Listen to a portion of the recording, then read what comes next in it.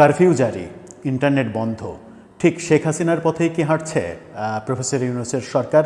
ঠিক একইভাবে যেভাবে শেখ হাসিনার সরকারের পতন হয়েছিল তেমনভাবেই কি এ সরকারের পতন হবে? এই আলোচনা এখন দেশব্যাপী শুরু হয়ে গেছে। এই আলোচনা শুরু যখন হয়ে গেছে তখন ইন্টারনেট কিভাবে বন্ধ করতে হয়, কিভাবে মেটিকুলাস ডিজাইন করতে হয় ইন্টারনেট বন্ধের, সেই ব্যাপারে পরামর্শ নেওয়ার জন্য কারাগার থেকে জুনায়েদ আহমেদ পলককে মুক্ত করে সরকারের ইন্টারনেট বিষয়ক উপদেষ্টা বানানোর কথাও চারিদিকে আলোচনা চলছে, ট্রল হচ্ছে। ট্রল হওয়ার কারণ গোপালগঞ্জের কাণ্ড কারখানা। গোপালগঞ্জে কারফিউ জারির পরে সরকার বিশেষ একটা সেল গঠন করেছে, যেখানে স্বরাষ্ট্র উপদেষ্টার সঙ্গে সরকারের সবথেকে ক্ষমতাধর উপদেষ্টা, যুব এবং ক্রীড়া উপদেষ্টা আসিফ মাহমুদ সজীব ভুঁইয়া, তিনি বসে থেকে জুস খাচ্ছেন এবং মনিটরিং করছেন গোপালগঞ্জ পরিস্থিতির। কারফিউ জারি করা হয়েছে আগামীকালকে সন্ধ্যা 6টা পর্যন্ত এই কারফিউ চলছে। সেখানে খুবই ভয়ঙ্কর ভাষায় আসিফ মাহমুদ সজীব ভুঁইয়া জনগণকে সাবধান করছেন, জনগণকে মানে গোপালগঞ্জবাসীকে সাবধান করছেন একেবারে পাইকারি দরে। সেখানেই নতুন করে মানবাধিকারের প্রসঙ্গ আসছে। যখন গোপালগঞ্জে আমরা দেখছি যে বুটের তলায় পিষ্ট হচ্ছে বাংলাদেশের মানবাধিকার, তখন প্রশ্ন উঠছে যে শেখ হাসিনার সরকারের মানবাধিকার লঙ্ঘনের ব্যাপারে যদি প্রশ্ন তোলা যায়, তাহলে এখন কেন এই ঘটনাগুলোর প্রেক্ষাপটে মানবাধিকার লঙ্ঘন হচ্ছে এই প্রশ্ন তোলা যাবে না। অনেকেই তুলছেন, বিশ্বব্যাপী উঠছে, বিশ্ব গণমাধ্যমেও মানবাধিকারের প্রশ্ন বারবার উঠছে। কি ঘটতে চলেছে গোপালগঞ্জকে কেন্দ্র করে? এর পেছনে কি কোনো মেটিকুলাস ডিজাইন রয়েছে যে একটা নির্দিষ্ট উদ্দেশ্য সাধনের জন্যই এই ঘটনা যেন ঘটে তার পরিকল্পনা করা হয়েছে, নাকি এই কর্মকাণ্ডের মাধ্যমে আওয়ামী লীগের যতটুকু অবশিষ্ট ছিল সেই ততটুকুও ধ্বংস হওয়ার পথে, আওয়ামী লীগ একেবারে নিশ্চিহ্ন হয়ে যাবে তেমনটাই মনে হচ্ছে? কোনটা আসলে সত্য সেই আলোচনা করার চেষ্টা করব এই ভিডিওতে। থাকবেন পলিটিক্স টিভির নিয়মিত আয়োজনে।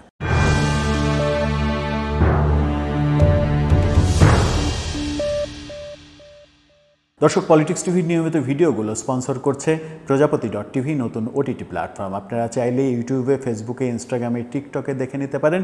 ডেসক্রিপশন বক্সে লিঙ্ক দেওয়া থাকবে, সেখান থেকেও আপনারা দেখে নিতে পারেন প্রজাপতির কার্যক্রম। চলে যাচ্ছি মূল ভিডিওতে। বলছিলাম কারফিউ, ইন্টারনেট বন্ধ, ঠিক শেখ হাসিনার পথেই এই সরকার হাঁটছে কিনা? যে কর্মকাণ্ডের জন্য শেখ হাসিনার আমরা সমালোচনা করেছি, সেই সব কর্মকাণ্ড যদি এই সরকারও করে, ইন্টারনেট বন্ধ করে দেয়া, কারফিউ জারি করা এবং গণহারে এক ধরনের শায়েস্তা করার প্রক্রিয়া করা, এই ঘটনা যখন দেখছি তখন আইনশৃঙ্খলা রক্ষাকারী বাহিনীর ব্যাপক যে কর্মকাণ্ড, মানবাধিকার লঙ্ঘনের মতো কর্মকাণ্ড, সেগুলো আমরা দেখেছি। একটি ভিডিও ভাইরাল হয়েছে, একটা ছেলেকে পুলিশ গ্রেপ্তার করেছে, তাদের হেফাজতে নেওয়া হয়েছে।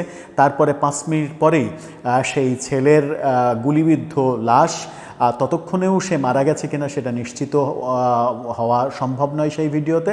তবে বলা হচ্ছে যে 5 মিনিটের মধ্যে পুলিশ তাকে গুলি করে মেরে ফেলেছে, তারপরে ভ্যানে করে তার নিথর দেহটা নিয়ে যাওয়া হচ্ছিল। কিন্তু দুই ক্ষেত্রেই, দুই ভ্যানে এবং অ্যারেস্ট হওয়া ছেলেটা যে একই জন সেটা নিশ্চিত হয়ে বলা যাচ্ছে। সেই ঘটনাকে কেন্দ্র করে পুলিশের বিরুদ্ধে অভিযোগ করা হচ্ছে যে 5 মিনিট, গ্রেপ্তারের 5 মিনিট পরে পুলিশই তাকে গুলি করে মেরে ফেলেছে।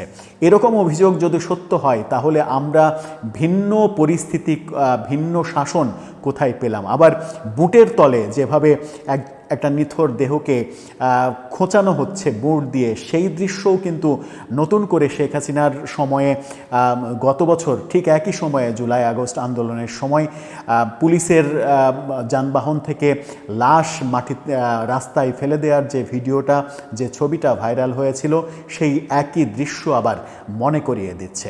সেই একই দৃশ্য যখন মনে করিয়ে দিচ্ছে, তখন প্রশ্ন আসছেই যে তাহলে শেখ হাসিনাকে আমরা খারাপ বলছি কোন অধিকারে? শেখ হাসিনার চাইতে যদি আমরা ভালো অবস্থা তৈরি করতে না পারি, তাহলে তাকে খারাপ বলার অধিকার আমাদের আদৌ রয়েছে কিনা? আবার জুলাই আগস্ট আন্দোলনে গত বছর যারা মানবাধিকার লঙ্ঘিত হবে বলে ছাত্র জনতার উপরে গুলি করতে চায়নি, ছাত্র জনতার পাশে দাঁড়িয়েছে, তাদেরকেই দেখা গেল গোপালগঞ্জে জনতার দিকে একেবারে পজিশন নিয়ে গুলি করছে এবং পজিশন নিয়ে গুলি করার এই ভিডিওগুলো ভাইরাল হয়ে যাচ্ছে। তাহলে তারা আজকে গুলি করছে কেন, এই প্রশ্নও উঠছে।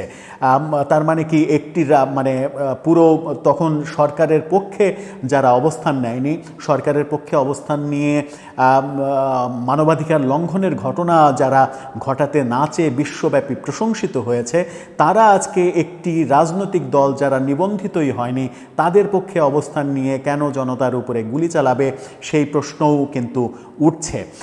এই যে ব্যাপক হারে গুলি চালানো আজকে গোপালগঞ্জে যে পরিমাণ গুলি করার ঘটনা ঘটেছে, সেই পরিমাণ গুলি একদিনে বাংলাদেশের ইতিহাসে কোনো দিন কোনো ঘটনার পরিপ্রেক্ষিতে ফোটানো হয়েছে কিনা সেটাও একটা বড় প্রশ্ন। এরকম ঘটনা যখন ঘটছে তখন আমরা দেখলাম গোপালগঞ্জে ইন্টারনেট বন্ধ করে দেওয়া হয়েছে। সেটার পরিপ্রেক্ষিতে অনেকে আবার বলছেন শুধু গোপালগঞ্জে না, গোপালগঞ্জের ঘটনা যেন সারা দেশে ছড়িয়ে না পড়ে, সে তার প্রতিক্রিয়া যেন না হয়, সারা দেশে ইন্টারনেট বন্ধ করে দেওয়া উচিত। আর ইন্টারনেট বন্ধ করে দেওয়ার ক্ষেত্রে সরকার তার জেলে রাখা জুনায়েদ আহমেদ পলকের পরামর্শ নিতে পারে যে কিভাবে ইন্টারনেট বন্ধ করে একটা কারণ সামনে আনা যায় যে এই কারণে ইন্টারনেট বন্ধ করে দিয়েছে, হয়তো সার্ভারের সমস্যা বলতে পারে কিংবা ভূপগ্রহের সমস্যা বলতে পারে, নানাভাবে নানা সমস্যা বলে সারা দেশে ইন্টারনেট বন্ধ করে দেওয়া যেতে পারে যেন এটা মহামারীর মতো সারা দেশে ছড়িয়ে না পড়ে। গোপালগঞ্জে কারফিউ জারি করা হয়েছে। কারফিউ জারি করার কারণ কি?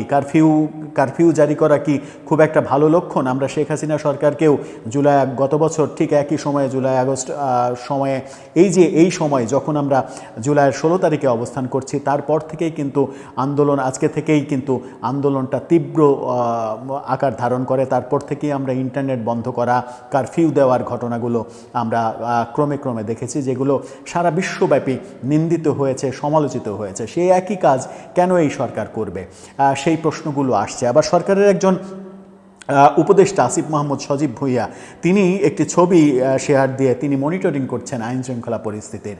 স্বরাষ্ট্রমন্ত্রীর সঙ্গে তাকেও দায়িত্ব দেওয়া হয়েছে।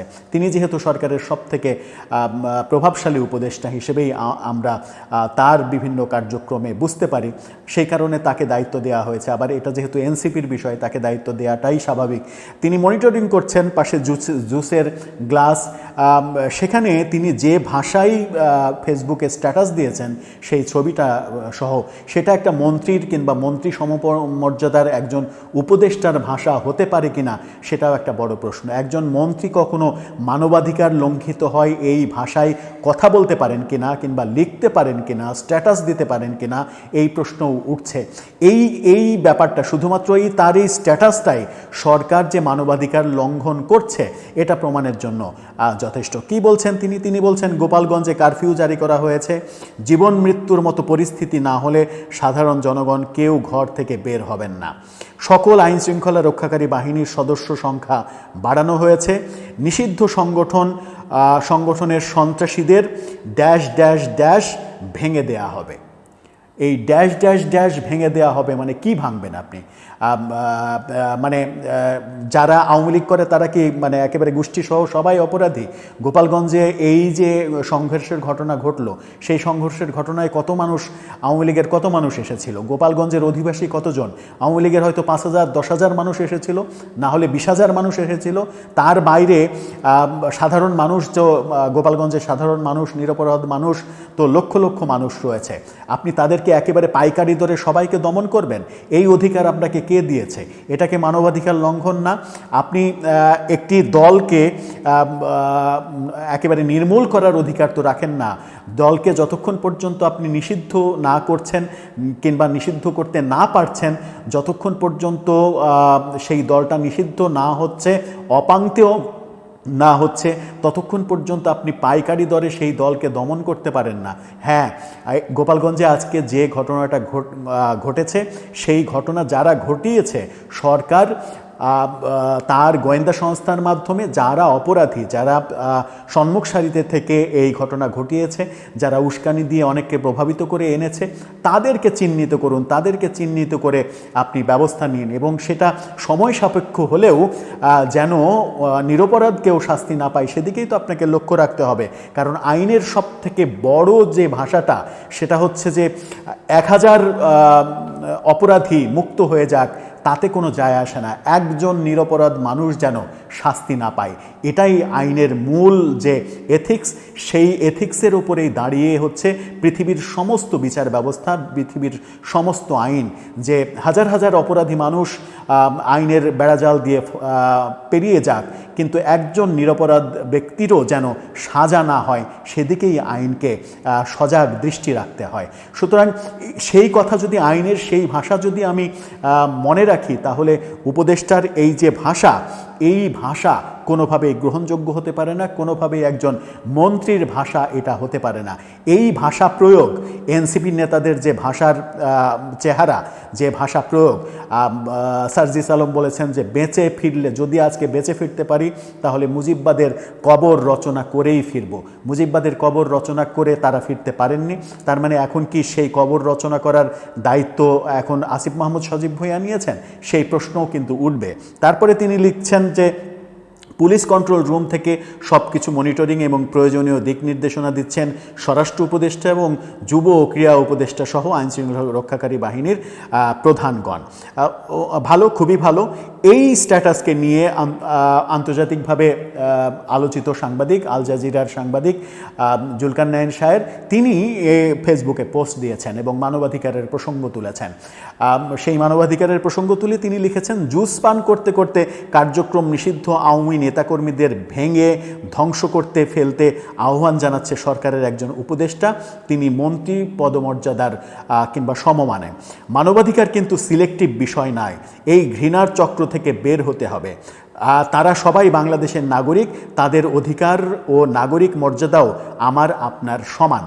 দেশটা কিন্তু কারোরই বাপের নয়, সেটা ভুলে যাওয়া একদমই ঠিক হবে না। যদি কার্যক্রম নিষিদ্ধ আওয়ামী নেতাকর্মীরা কেবল আওয়ামী লীগ সমর্থনের জন্য আক্রান্ত হন, সেটা আপনাদের পুরো অন্তর্বর্তীকালীন সরকারকেই কঠিন প্রশ্নের কাঠগড়ায় দাঁড় করাবে। খুবই গুরুত্বপূর্ণ একটা কথা বলেছেন যে দেশটা আসলে কারো বাপের নয়, দেশটা শেখ হাসিনার যেমন নয়, দেশটা আসিফ মাহমুদেরও নয়, দেশটা আমার আপনার সকলের, সবার দেশ, সবার সমান অধিকার আছে এই দেশের। সেই দেশে কাউকে শুধুমাত্র সমর্থন করার জন্য কখনো কারো শাস্তি হতে পারে না, যতক্ষণ পর্যন্ত সে অপরাধী না হন। আসিফ মাহমুদ সজীব ভূঁইয়াদের, এনসিপি নেতাদের যে ভাষা, এই ভাষা আমার মনে হয় সংযমী ভাষা হওয়া উচিত। তাতে করে আমাদের সবারই লাভ, আমাদের সবারই মানে সামনে এগিয়ে যাওয়ার পথ প্রশস্ত করবে। নতুবা সেই যে প্রশ্নটা দিয়ে শুরু করেছিলাম যে শেখ হাসিনার পথেই প্রফেসর ইউনূস সরকার যাচ্ছে কিনা, শেখ হাসিনাকে সমালোচনা করার অধিকার আপনি হারিয়ে ফেলবেন যখন আপনি একই কাজ করবেন। শেখ হাসিনাকে কোনো কর্মকাণ্ডের জন্য যদি কাঠগড়ায় দাঁড় করাতে হয়, তাহলে প্রথম আপনার কর্তব্য হবে সেই পথ আপনার পরিহার করা। সেই পথকে আপনি পরিহার করতে পারছেন নাকি একই পথে হাঁটছেন, সেই প্রশ্নটা আসবে, উঠছে, আন্তর্জাতিকভাবে উঠছে। এবং আরও ভয়াবহ একটা হিন্টস দিয়ে রাখি, সেটা হচ্ছে যে গতকালকেই ওয়াশিংটন পোস্ট বাংলাদেশে মানবাধিকার নিয়ে একটা বড় শঙ্কার কথা বলেছেন তাদের রিপোর্টে, যে রিপোর্টটা নিয়ে আমরা আলাদা একটা ভিডিও করব। সেই ভিডিওটা দেখলে আরও বিস্তারিত আপনারা জানতে পারবেন। দর্শক, এই ব্যাপারে আপনার মতামত জানাতে লিখতে পারেন আমাদের কমেন্ট বক্সে।